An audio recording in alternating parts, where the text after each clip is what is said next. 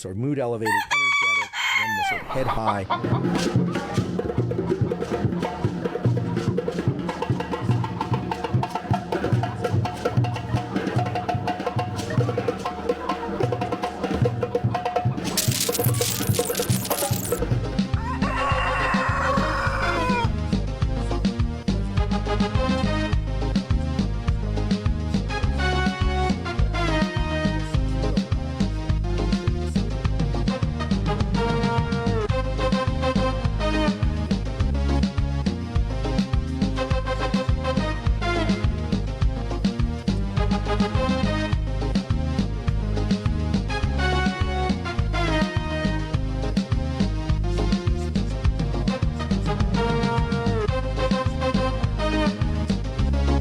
To particular things, something they're watching or something they're doing, or music allows them to narrow their sense of focus. That's going to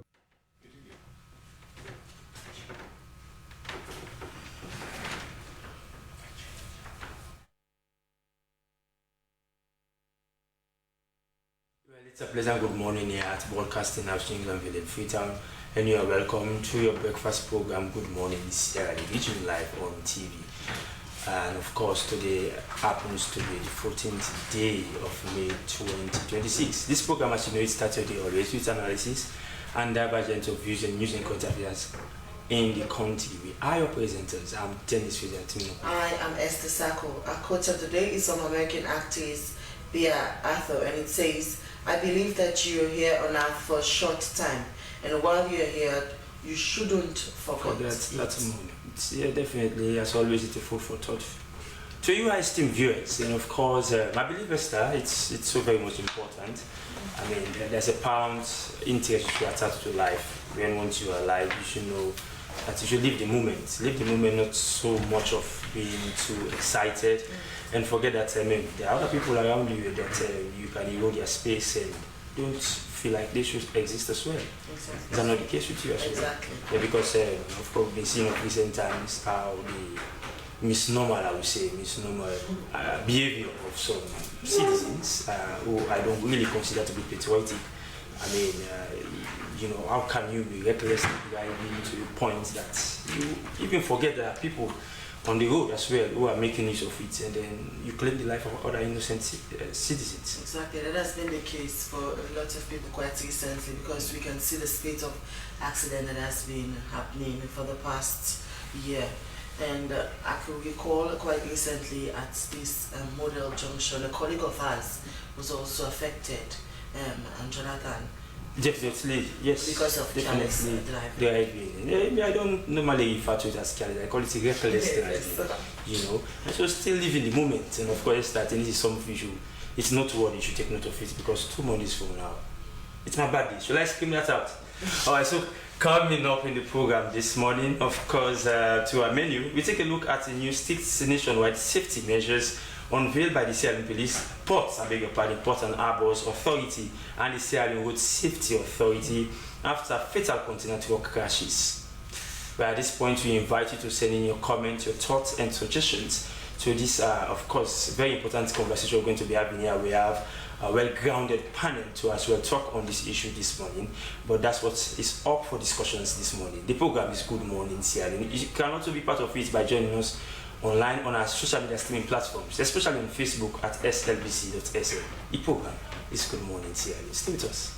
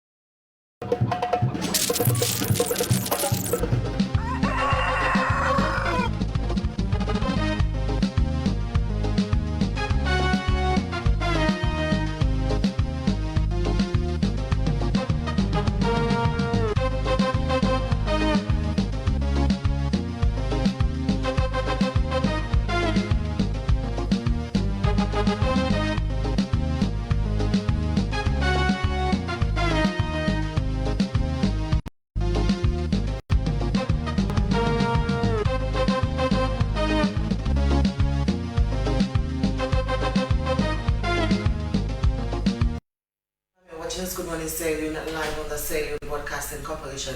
You can be part of the conversation by sending your text message to the number displayed on your screen or send your comments on our Facebook page at SLBC.TSL. It's now time for us to usher in a guest in the program.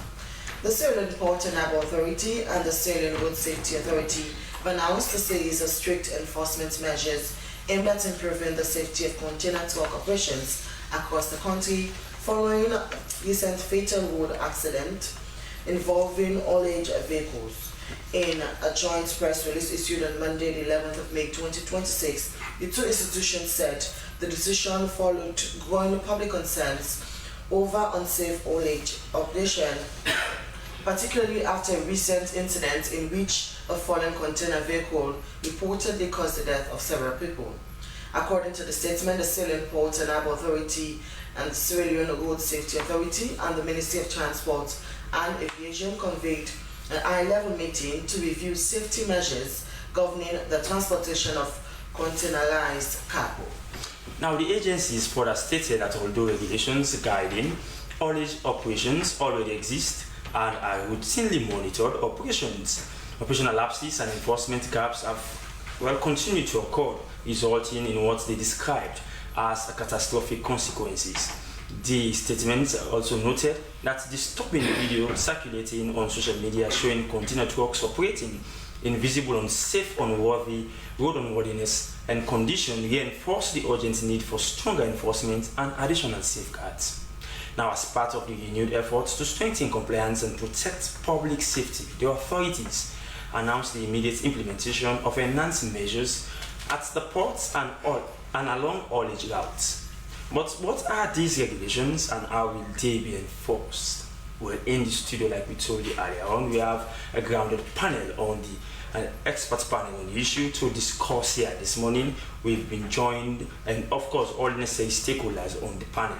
We've been joined for obvious reasons by the head of media, PR, Sierra Leone Port and Harbour Authority, Mark Ivan Kapindi-Vandi. Good morning, Mr. Vandi. Welcome to the program. Good morning and thanks for having me. All right, and also we are also joined by the spokesperson for passenger welfare, Powell Thomas Barnett. Good morning, Mr. Barnett. Okay, and as well, we are also going to be joined by Issa Sise. He's the chairman for Indigenous Transport Owners Association. Good morning, Issa Sise. Good morning. And as well, to spice up the discussion, we be joined by, of course, Chief Inspector of Police on Traffic Division to talk to us on, of course, the said matter. But for now, let's begin with you. Mr. Mark Ivan Kapindi-Vandi. We saw the joint presser by your authority and the Sierra Leone Road Safety Authority as well.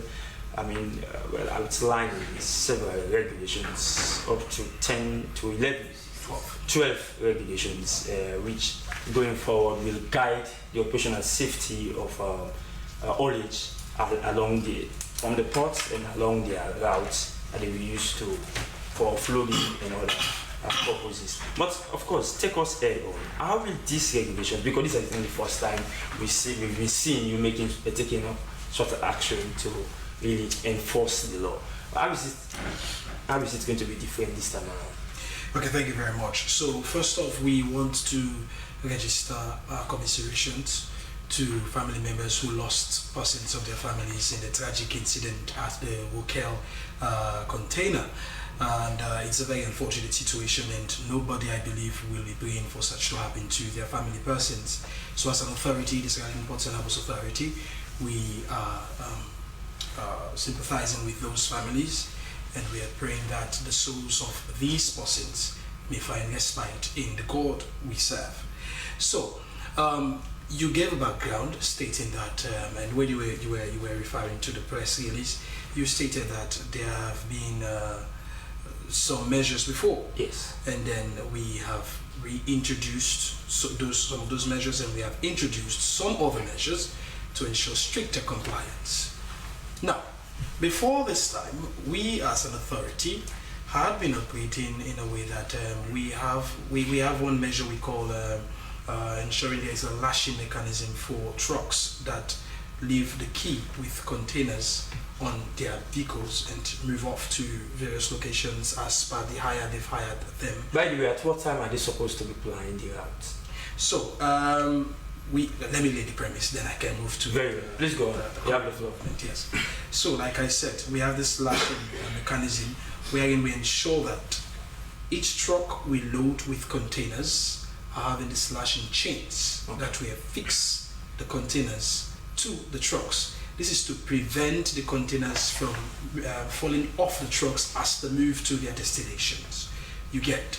So now coming to the times these containers should move away from the quay or from the port. We have the east and the west corridor. For the east corridor, as at Monday when we held the meeting with the Sierra Leone Road Safety Authority, there is actually no time. No time. No specific time for the east corridor. And for the west corridor, haulage trucks with containers are allowed to move towards the west from 8 p.m. or after 8 p.m. And this is as a result of if you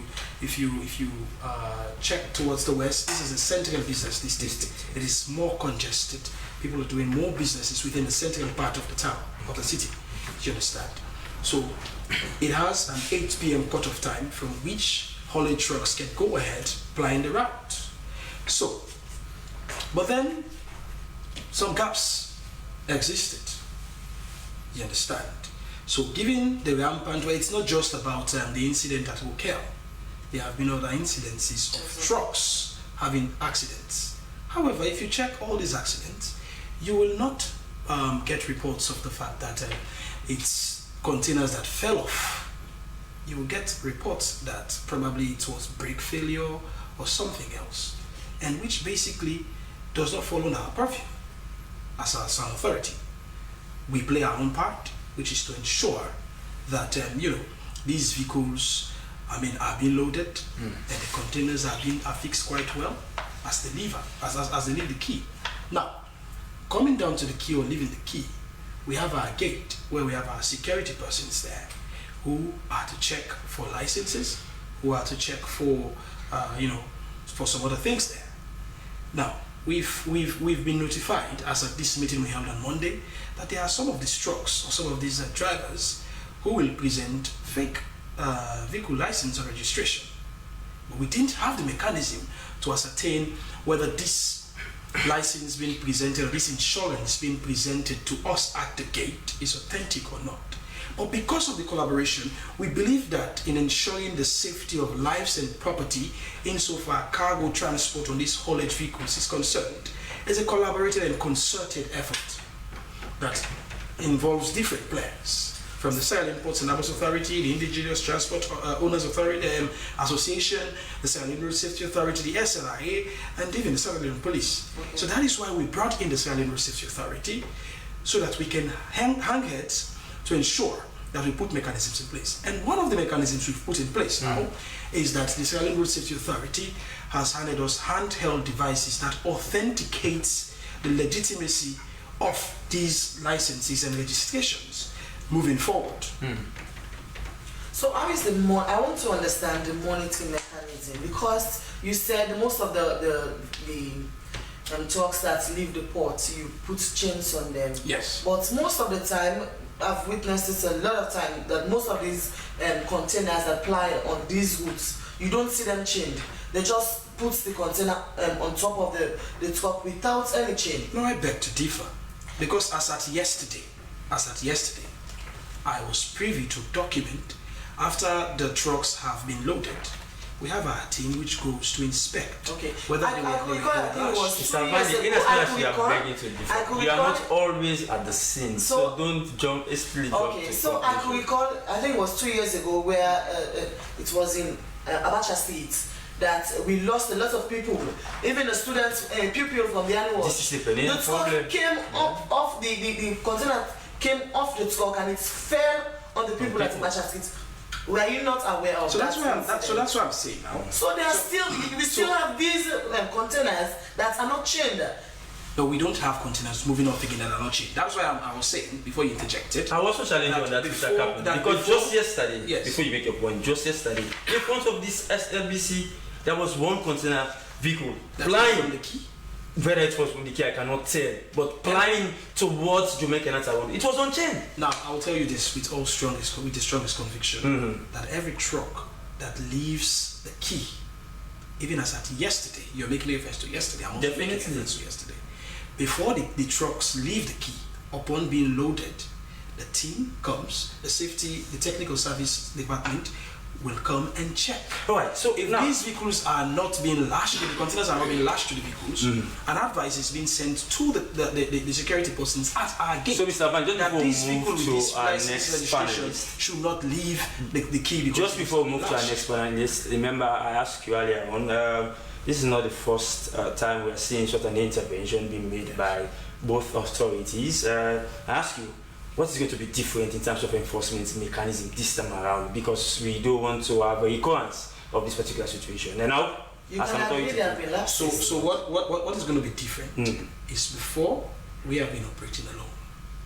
Now we have people like the Sierra Road Safety Authority that is now collaborating with us. They have also given us our word, because mark you, the moment that container or the moment whatever haulage truck leaves the key, it is not under our purview anymore, but in the purview of the Sierra Road Safety Authority. So they are also ensuring that when it leaves the key, they do their roadworthy test and all of these things. We even raised issues with regards to substance abuse, alcohol and intake and all of that. So but what was because like when they gave us the handheld device, we raised the concern that we also may need breathalyzers. But then they told us breathalyzers are to check whether the person is under the influence of alcohol.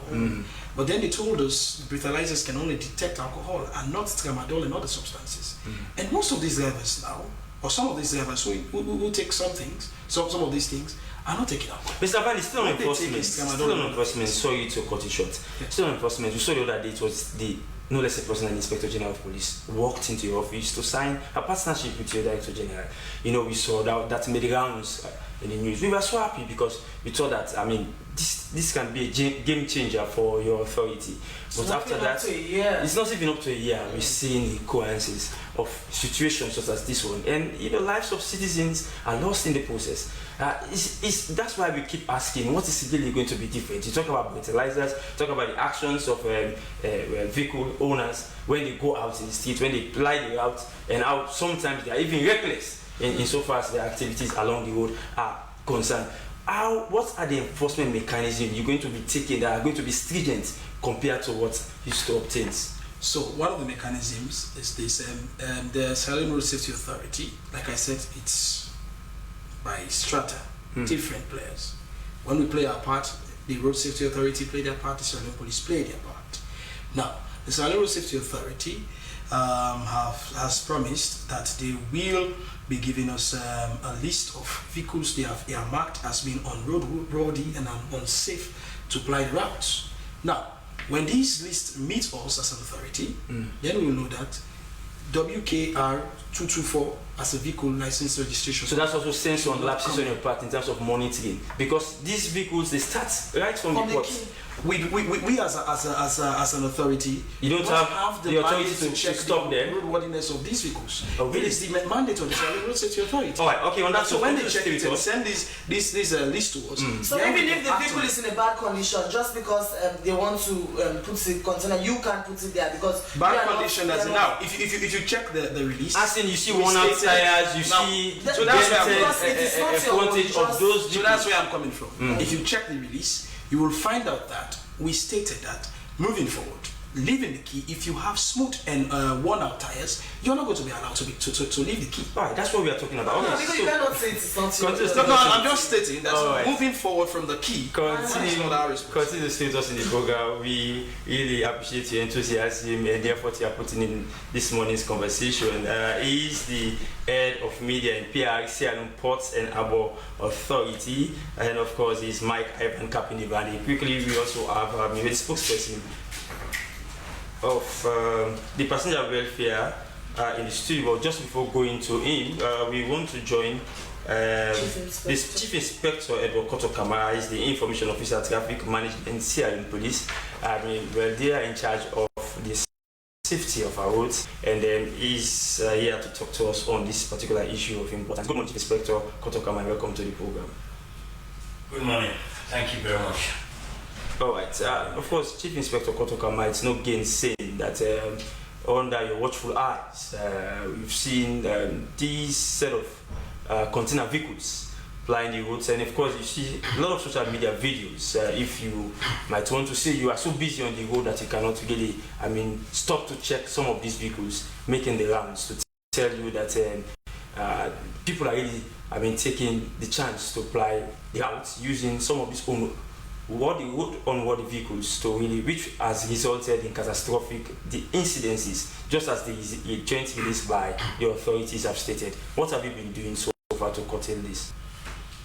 Once again, thank you very much for having me.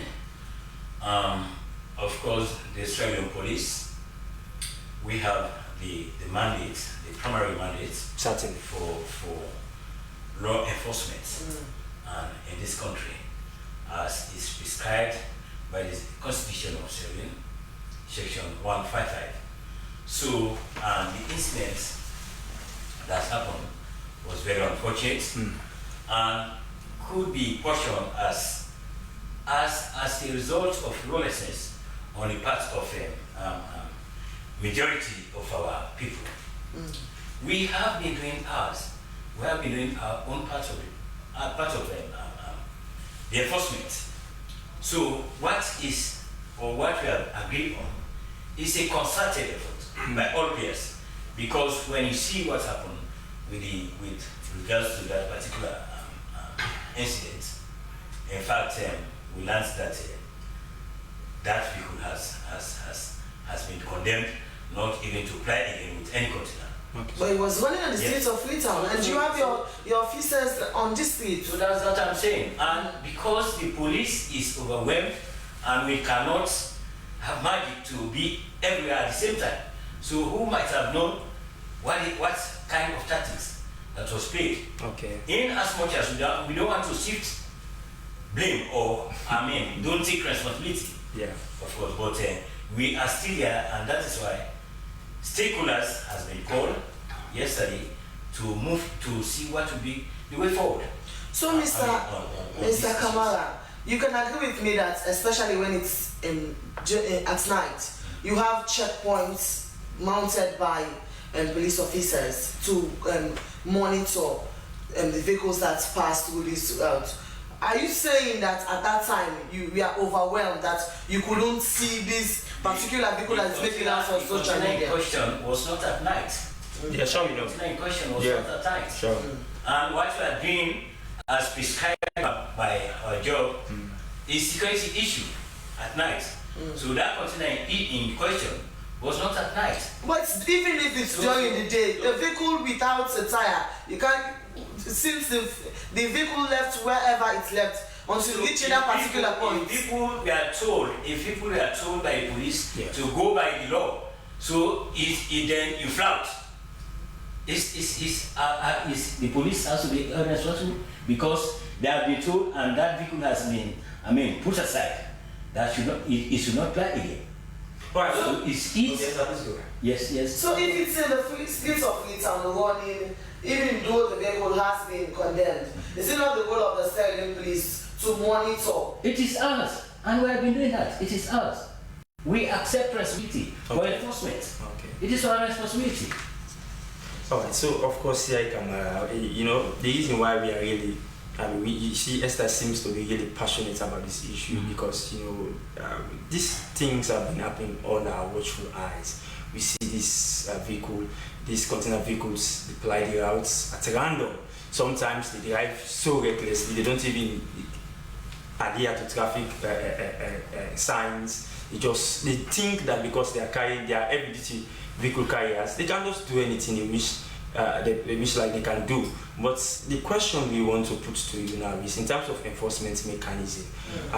What strategies have you been using? Like, for example, you say you impound the vehicle, you not only seize the license, the particular driver that is carrying that particular haulage can be, of course, banned from plying the routes. What are these enforcement mechanisms you've been putting in place? So, which means going forward from what has happened. Okay. Though it should not be a reactive position, because what we are doing now It's a is reactive approach. So going forward is to put more enforcement. I mean to put more weight on enforcement. That ABC, if you are not supposed to be on the streets of Freetown, that has to be enforced. Because that brought us yesterday on a very sensitive meeting at ONS, which was summoned by ONS with all stakeholders to map our strategies as to mitigate or even eradicate what has happened. Okay, so you made mention that you're overwhelmed, that you cannot be everywhere. So now you had this meeting about you mapping the way forward. How would you ensure that we don't have recurrence of these incidents? So Because you made mention that you're overwhelmed. So how are you going to go about it? A task force has been put in place to make sure that what has happened, we be on our toes more, to do more, and see that lives cannot go unnecessarily like that. All right. Continue to stay us in the program is Chief Inspector Koto Kamara, and of course, hello Koto Kamara, in charge of Traffic Division.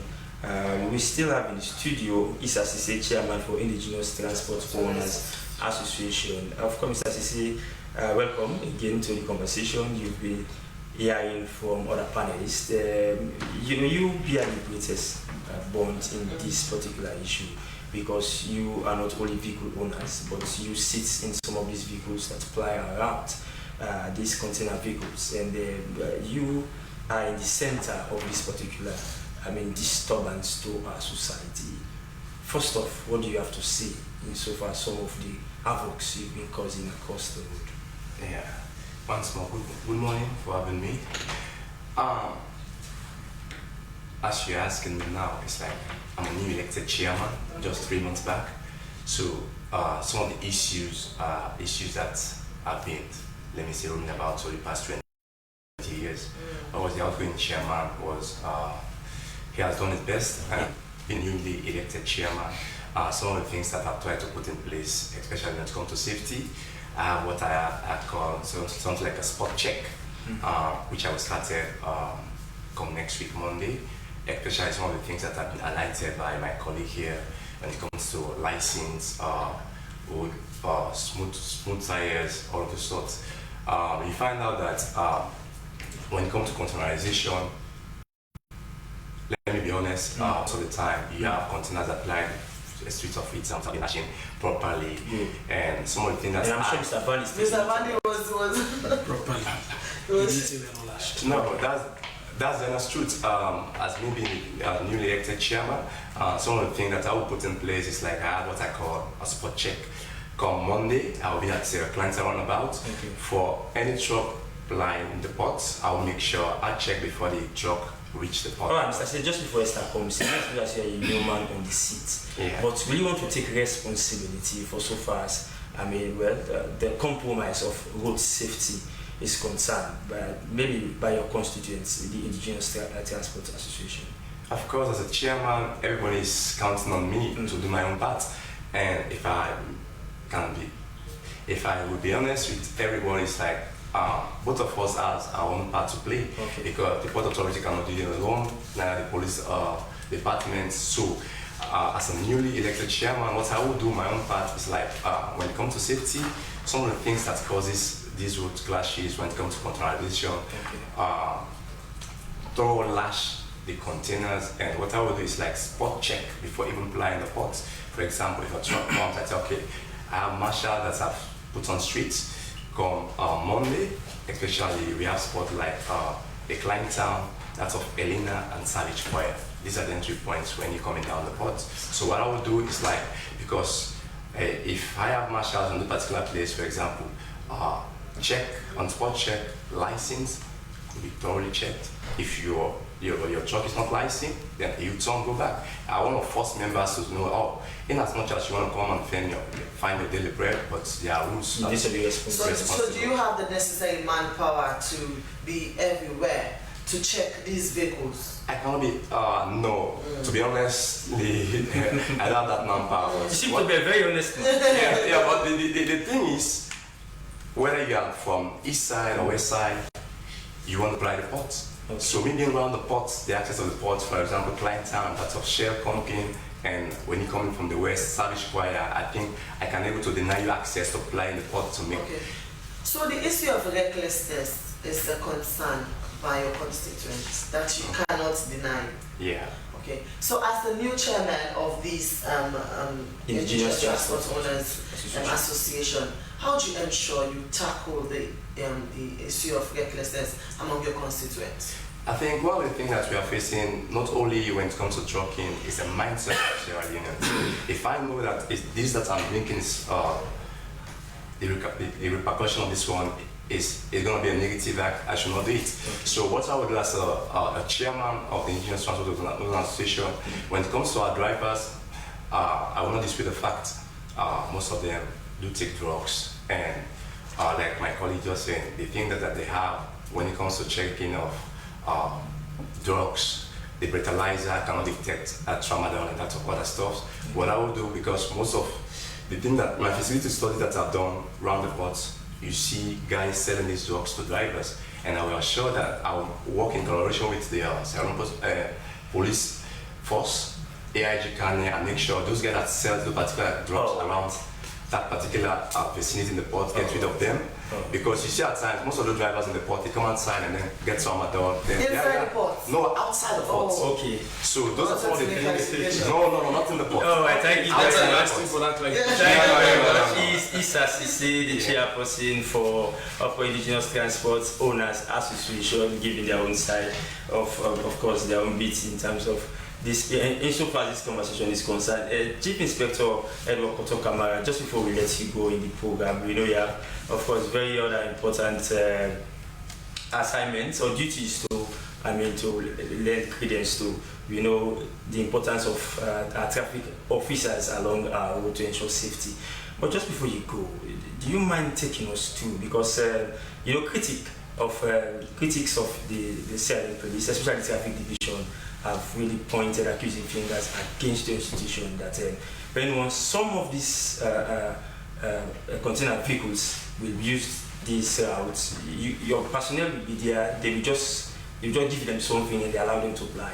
How will you ensure that, although you've stated personnel constraint, but how will you ensure that the few that will be to man and enforce the laws do it properly? So the police job is an everyday routine duty. Okay. And before ever you are deployed, you go out for your duty or your post duty, you are being briefed by a commander, and afterwards you have a debrief as to how you have carried yourself throughout the day. So on what has happened is still a lesson that we are going to the drawing board. Okay. And see where we need to improve and move forward. Because the trends of times, as they change, you have to move swiftly and work with those. Okay. So we take responsibility, of course. We don't want to shift the blame. Okay. We should do our part as we have been doing, and we continue that we put our men for them to be more vigilant and be professional in doing what they are supposed to do. So finally, what level of assurance will you give members of the public? Well, the assurance is there because every now and then we work 24 hours. No traffic officer should be on his beat at his beat after 6 o'clock. And no one leaves after, latest 10:30. Okay. So you could imagine. So it's just that it's not too easy, but sure, we understand. We understand the situation you go through in enforcing the law. But thank you very much for being part of the program. It's Chief Inspector Edward Koto Kamara from the Traffic Division of the Sierra Leone Police. Thank you very much for giving your honest insight so far as this conversation is concerned. The program is Good Morning Sierra Leone. We now will take our health tips into today's edition of the program. And our health tips will explore the alarming prevalence of cannabis use disorder, its symptoms and the importance of recognizing and addressing the issue in medical settings. Please watch and learn. Everybody, this is Kyla. and today on The State of Health, we're diving into an important study published in the Journal of the American Medical Association about the prevalence of cannabis use disorder among both medical and non-medical users. More than 1/5, or 21% of people who use cannabis grapple with dependency or problematic use, according to recent research. Clinicians describe cannabis use disorder as an issue where use of cannabis leads to a variety of symptoms, such as recurrent social and occupational problems, indicating impairment and distress. The study found that 6.5% of users had moderate to severe cannabis use disorder. It was observed that cannabis users who experienced more severe dependency were mostly recreational users, whereas less severe but still problematic use was associated almost equally with medical and recreational use. The most common symptoms among both groups were increased tolerance, craving, and uncontrolled escalation of cannabis use. In the backdrop of the increasing cannabis use nationwide as more states legalize it, these findings are crucial. Previous research has shown that around 20% of cannabis users develop cannabis use disorder, which can be treated with detoxification and abstinence, therapies, and other treatments that work with addictive behaviors. The data for the recent study was drawn from nearly 1,500 primary care patients in Washington state, where recreational use is legal. The research discovered that 42% of cannabis users identified themselves solely as medical users, 25% identified as non-medical users, and 32% identified as both recreational and medical users. The study strongly emphasizes the importance of assessing patient cannabis use and cannabis use disorder symptoms in medical settings. This aligns with prior research that urges people to be aware of the potential risks of developing cannabis use disorder, particularly among those who initiate early and use frequently during adolescence. Coming to the methodology of the study, a systematic review of epidemiological, cross-sectional, and longitudinal studies on the prevalence and risks of cannabis use disorders among cannabis users was conducted. The team identified studies published between 2009 and 2019 through PubMed, the Global Burden Disease Database, and supplementary searches up to 2020. The outcomes of interest were cannabis use disorders based on DSM or ICD criteria. The results showed that among people who used cannabis, 22% have cannabis use disorder, 13% have cannabis abuse, and 13% have cannabis dependence. The risk of developing cannabis dependence increased to 33% among young people who engaged in regular use of cannabis. In conclusion, it is essential to inform cannabis users about the risks of developing cannabis use disorders and the higher risks among those who initiate early and use frequently during adolescence. Future studies are necessary to examine how changes in cannabis policies may affect the risks of cannabis use disorders in the population. Anyways, friends, that is going to do it for today's State of Health. If you enjoyed this, please do me such a huge favor. Click those like and subscribe buttons, and if you're listening as a podcast, go consider leaving a review or a 5-star rating. Don't forget to check out stateofhealth.care for more relevant medical news and content. Until next time, keep your curiosity piqued and your stethoscope close.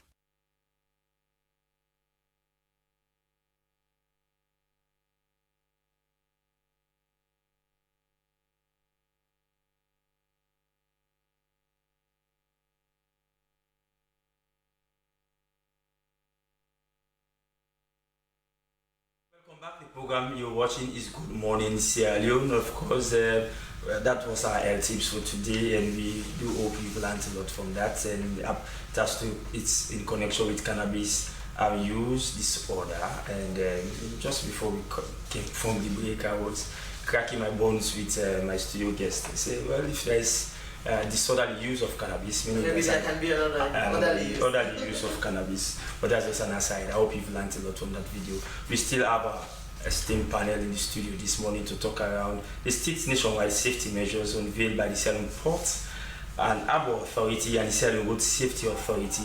After the fatal container truck crashes that have been reported across the city.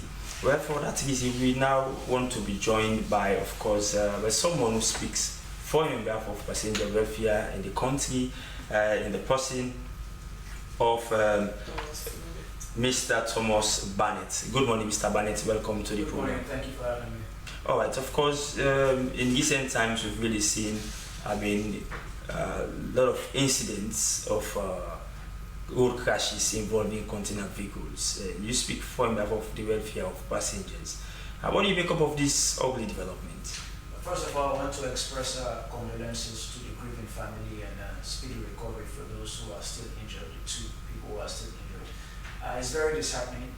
Unfortunately, for that particular location, this is not the first time we have incidences of that nature. Okay. Actually, I think this is the 3rd time.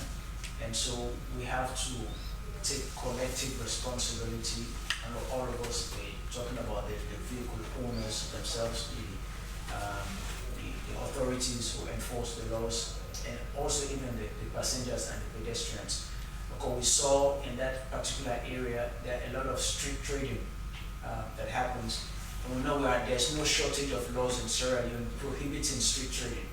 But what we have is actually the lack of compliance to the laws that have been created to prohibit street trading, which could have actually they have less impact on the incident. So just like you had from Chief Inspector Koto Kamara, this is not about shifting the blame on whosoever is responsible. It's about taking the stringent actions to really, nip this at the bud.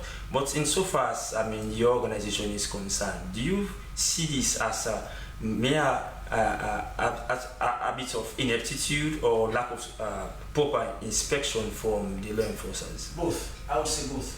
Because what we do, we advocate really just for everybody to make sure people are safe in the first place. That area we have, since I've witnessed several accidents that have happened, I was expecting at least by now they should have actually done everything in their power to prohibit people from street trading. But it has not happened. Okay. Now we've seen actually they have demolished again the makeshift structures that were there. I think that was thanks to the SLRA and the Sierra Leone police. I'll tell you, if you go there maybe a month or 2 after, people will still come back there. So it's really, that's why I said it's collective responsibility. People have to take responsibility and for their own actions, and to know that yes, we don't begrudge you for going and making ends meet for your family, but you cannot do it at the detriment of your own life. So Mr. Bennett, how do you come in as passenger welfare, speaking to the minds of Sierra Leoneans? Because even though these drivers may have been reckless or have their own ways of doing things, but the attitude of Sierra Leoneans, some people, they can see the container coming and stand as if they don't even know it's something dangerous that is coming. So how do you speak to the minds of Sierra Leoneans? How do you come in? You have children, and there are some who will listen to you, there are some who just will not listen, except they will see the impact of what you're talking about. So unfortunately, this is what happens. Sometimes people will not listen, and you will go and clear a particular area and say, we don't want people to trade in this area, and they will come back.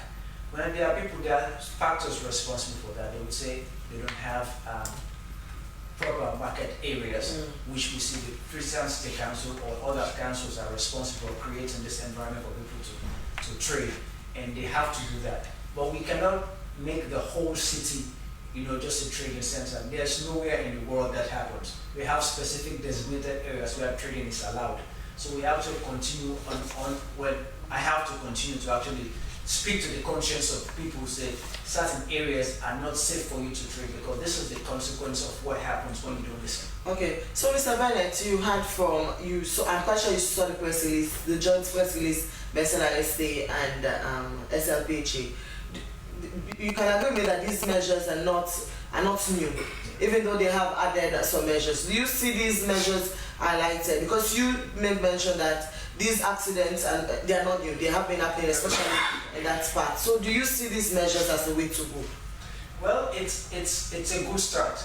They are not new, but like I said, they are no shortage of laws in Sierra Leone. And most of them are fresh, but sometimes we feel like they have added stringent ones, but I think they need to make sure that people comply. And that we don't forget about this, because what happens now, the spotlight is on it, and everybody is paying attention to it. What we want, we are appealing to them that come a month or 2, that they do not forget about this, then we have a recurrence of the same accidents happening. So that's why. But I think it's a good start because now this is serious. I think this is the worst I've seen of this accident that happened. So Definitely, because you see consider the amount of people that lives that was lost in that. And the mother and the child. And here's the thing, a lot of people are asking how many more lives should be lost before actions are taken. But we're just happy. One is too many. Yeah, we're just so happy that these stringent actions are going to be taken. But again, Mr. Thomas Barney, let's digress a little bit. You know, your organization of recent has come under a lot of criticisms by members of the public, not to be engaging enough for better use of words.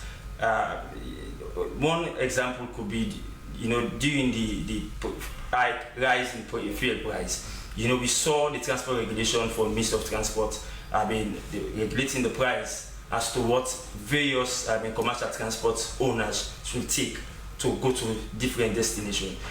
Those regulations we are not adhered to, but you are quiet about it. No, we're not quiet. Well, I tell you what, we do a lot of advocacy, and the enforcement. Oh, meaning you are still advocating for them to be adhered to. We are still advocating for people to adhere to those prices. And every now and then we have forums where we speak, we tell them this is the price, and you also have to make sure that what the government says the price is what you're supposed to pay. All right. Unfortunately, we have people who offer to pay more than what the government asks them to, because they want to move faster. They're tired of standing in the same location. We have shortages of. And you don't consider that to be exploitation? It is exploitation, but what can you do if somebody offers to pay more than what the government requires? All right, thank you very much. Mr. Barnett, how do you plan on collaborating with SLPHA and all other partners to ensure that these regulations that they have highlighted can be actually put into, because as you heard from them, what is needed now is collaboration, so as we don't get the recurrence of accidents and other fatal incidents that can lead to death of Sierra Leoneans. Well, this is the first time I've never collaborated with SLPHA, so this is an opportunity for me to meet them. Definitely, that's what we do here at SLBC. We bring all the players together and they allow me to collaborate. But continue to state us in the program is the spokesperson. So this is my first time actually. Definitely. Please use the time after the program to network and do the needful. All right, he is the spokesperson for, of course, Passenger Welfare Association. Talking to us here is Thomas Barnett. Quickly, we move to another segment in the program, which has to do with the review of the front pages of our local tablets. For that, I begin with the satellite newspaper. It opens with a banner headline: amid global uncertainty, VP Julia Jallo urges African leaders to embrace self-reliance. To go, that story is a portrait of Vice President Dr. Mohamed Julia Jallo. From idea to impact, ROS VP changed my journey. This is according to Satellite. And Bumbuna Idigo to shut down for maintenance. Our stories you can find on the front page of Satellite newspaper. Awareness Times newspapers banner headline says, as Professor Fodestar and Professor Mohammed Stamai cleared alongside Olive Bali, Walter Namake and Betty Boyma. SLPP's minister cited by ACC for grant transfer. And Medical and Dental Council warns that Nigerian citizen Akashu Sheila Montol is not a doctor and on the run. Well, this stories and many more you can find on the Awareness Times newspaper. For Awareness Times newspaper, my penultimate speak is the Africa 24 Communications newspaper. It has on its front page, Magic TVSL officially launched, government to tame religious practices, and 79 candidates apply for Leone star coach. From public to close door hearings, PAC accused. Our stories you can find on the front page of the Africa 24 Communications. Well, Independent Observer's newspaper banner headline says, no religious policy has been adopted. Government clarifies. APC Elder Honorable Ibrahim Soyi backs Dr. Ibrahim Bangura for flag bearer.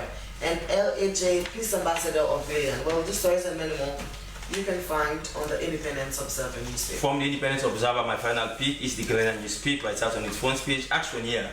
All tax hikes, reduce excess spending. It's according to the Glenn newspaper. To go, that story is a portrait of His Excellency President Julius Maada, the Minister of Finance, and of course the Commissioner General. And that's all you can find on the front page of Glenn newspaper. For more of that, go grab a second copy. Freetown Daily newspaper's banner headline says, Vice President unveils UK partnership for 2026 to 2029. Progress and promise, a shared journey for every child. That is directly quoting UNICEF country representative. And measles outbreak, 41 confirmed cases. YFM convenes West African experts in Freetown. This stories and many more you can find on the Freetown Daily newspaper. But viewers must quickly announce to you that these headlines together does not reflect the views of the SLBC, or we are merely reviewing them. On that note, of course, we come back to studio to round off with our guest. And for that obvious reason, Mr. Vandy, you've been silent for a while. In closing, you've had the lot of commitments by all the panelists representing different institutions to really collaborate with you guys, not just SLPHA and SLISA, but to ensure that road safety can no longer be compromised. What do you make up of this? So, like I have stated earlier, we want every player, all stakeholders, all institutions to come on board. And then it's unfortunate that we are having accidents of this nature, and we want to put a stop to that. And that is why we are collaborating with them. Moving forward with them, ensuring that there is effectiveness of this, we are going to ensure in playing our own part that going forward, if we see, vehicles that are unlicensed, they are defective, unroadworthy, we'll ensure that they are not even loaded. Okay, they are not even loaded to leave the key, and we will ensure that we continue the collaboration, because in as much as we play our own part, if we see some other parts that are to be played by other players and there are lapses, then we will definitely communicate to authorities concerned and call them to book so that they can. Thank you very much. He's the head of media and PR of Sierra Leone Port and Harbour Authority, and he is Mark Ivan Kapinde. I'm leaving the Mark oftentimes. Mark Ivan Kapinde Valley. Thank you very much for being on the panel this morning. Quickly over to you, Mr. Issa Sise. Of course, though you are a new man on the seats, but you've made a lot of commitments. And then, as far as I'm concerned, I want to judge you by your words. You seem to be very much honest to us this morning. How do you intend to translate that to ensure that all of your constituents will follow too? I think one of the things that I will try to implement is consistency. Is same thing that I'll start with day one. For example, I will ensure that I have 2 shift marshals that ply the street going down the port. For example, because you have those drivers, maybe they come late at night to ply the port. So if we have 2 shifts of marshals at that particular perimeter of the port, I think I will force them to comply the safety rules of. Thank you very much, Mr. Sise. Quickly over to you, Mr. Yes, we also want people to be very, very diligent and also be compliant with laws of the roads. And we hope that we're not going to get a recurrence of this incident again in Freetown with all these measures that are being put in place. So we hope that this will be the end to this saga. And once more, my condolence to the grieving families. I hope they will find ways to make their families. On that one, thank you very much. We as well send on behalf of management and staff of the SLBC send condolence messages to the family of that fatal container crash. Well, and other crashes along our way. That's why we're reporting on today's discussion. It has been insightful, educative, and very much a lot of commitments made, and that's what we do here at the SLBC. We'll continue to follow up on these issues. But many thanks to our studio guests, and thanks to you, our esteemed viewers, for being part of the program. The program returns tomorrow. Until then, I'm Dennis Fraser. And I am Esther Sako. Quickly take our quote of the day, and it's from American artist Arthur, and it says, "I believe that you're here on Earth for a short time, and while you're here, you shouldn't forget it." Good morning, sir. Returns tomorrow. I am Esther Sako. Stay glued to your public podcast at the SLBC if you can. Have a wonderful day. Goodbye. Across Saloni, more people are asking the same question. Why buy fuel anywhere else when Cornex gives you more?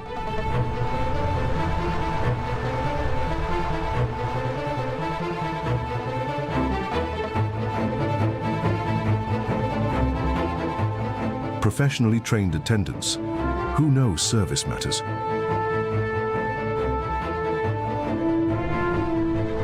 Honest fuel. A litre is a litre every single time. And when it's time to pay, easy. Pay with mobile money. Visa or MasterCard, or the Cornex Fuel Card. Clean restrooms, welcoming spaces. Every station, every time. Clean fuel, clean spaces, clear value. That's why Sierra Leone fuels with Cornex. Cornex retail outlets. Always clean, always professional, always for you. Fuel smart, live smart. Get your Cornex Fuel Card today.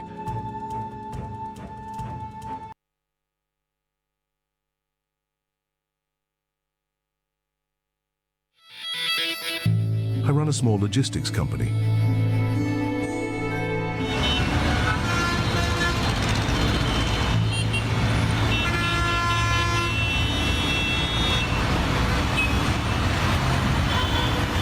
Every cent counts. I didn't think I needed a fuel card until I got the Cornex Fuel Card. Now, I track exactly how much fuel my fleet uses, in real time. And when my wife or kids need fuel, no cash, no stress. It's safe, accepted nationwide, and I control how much goes on each card. At the end of the month, I see the savings, real savings. Cornex Fuel Card. I didn't know I needed it. Now, I can't run my business or family without it. Fuel smart, live smart. Visit any Cornex filling station to sign off, or any Cornex office to get your card. As a mother of the house, whenever I want to prepare palm soup, there's no need pounding palm fruit. All I need is Nkulenu's Ghana's original palm soup base.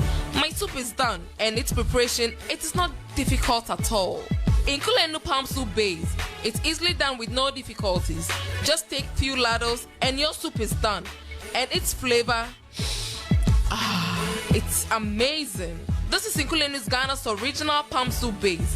And this is Nkulenu's Ghana's original spiced palm soup base. Iron fruit and turkey berries are naturally added. Also available Brown Gold Natural Cocoa Powder, Sunny Gold Brown Sugar, Neat Fufu Flour, Shito, Pisa, and Moringa. All available at Nyami Ado Enterprise, 1 Lower Waterloo Street, Freetown. Nkulenu palm soup base. Ghanaian original taste.